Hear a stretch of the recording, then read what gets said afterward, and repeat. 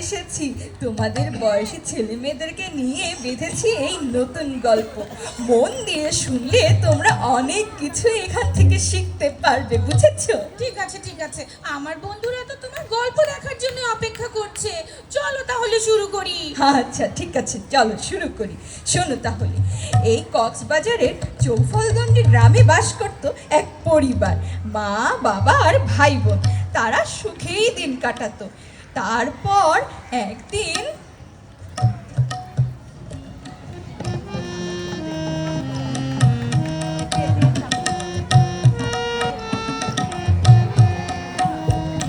শাপলা, জি বাবা। মা শাপলা। এই তো বাবা। এই মা, তুই তাড়াতাড়ি স্কুলে যা, হ্যাঁ? লেখাপড়া শিখে তোর কিন্তু মানুষের মতো মানুষ হইতে হবে, বুঝছিস? ঠিক আছে বাবা।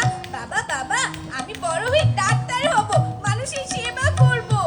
খুব ভালো কথা মা, তুই বড় হয়ে অনেক বড় ডাক্তার হ আর মানুষের সেবা কর। হ্যাঁ, আর এখন তোরা দুই ভাই বোন মিলেমিশে স্কুলে যা। ঠিক আছে মা, আমি আর ভাই এখন তাহলে স্কুলে যাই, দেরি হয়ে যাচ্ছে। আচ্ছা আসছি। আচ্ছা আচ্ছা মা, ঠিক আছে।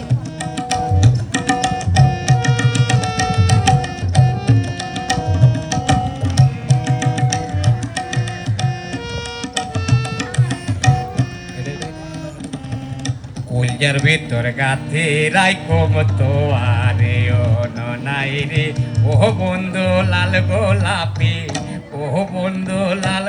কিরে সুমন, কই যাস? স্কুলে? এই তোর বোনকে আমার সাথে বিয়ে দিবি? হ্যাঁ, তোর বাবাকে গিয়ে বলিস আমার সাথে বিয়ে দিতে। যা যা যা। পথ ছাড়েন, নইলে কিন্তু লোকজন ডাকবো, চিৎকার চেঁচামেচি করবো। পথ ছাড়েন বলছি। বাপ রে বাপ, ভাই বোনের কি তেজ দেখেছো? আরে যা যা, বলিস তোর বাপকে, যা। ও বন্ধু লাল চল ভাই, গোলাপি। ভাই চল তাড়াতাড়ি চল। এই লোকটা পথে শুধু বিরক্ত করে, ভাল লাগে না। চল ভাই চল। কই রইলা গে, এসো এসো বুকে রাখি বধুরে।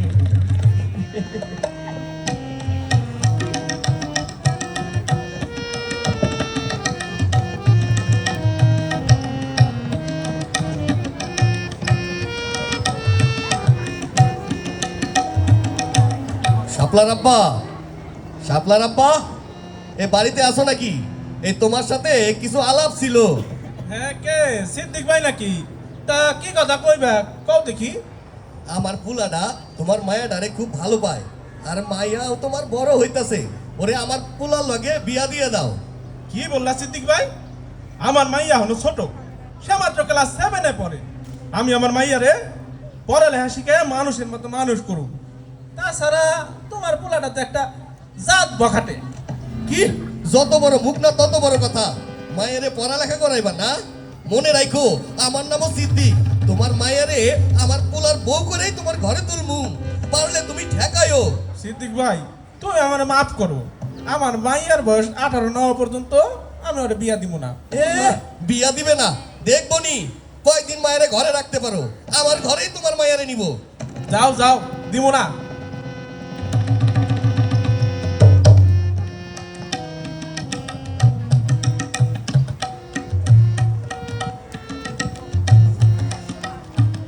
ভাগ্যের কি নির্মম পরিহাস। এর 2 বছর পর হঠাৎ একদিন দুর্ঘটনায় শাপলার বাবা মারা যান। তখন শাপলা 8ম শ্রেণীর ছাত্রী। পরিবারের আর্থিক চাপ ও সামাজিক জটিলতায় শাপলার মা আর ঠেকিয়ে রাখতে পারলেন না। 14 বছর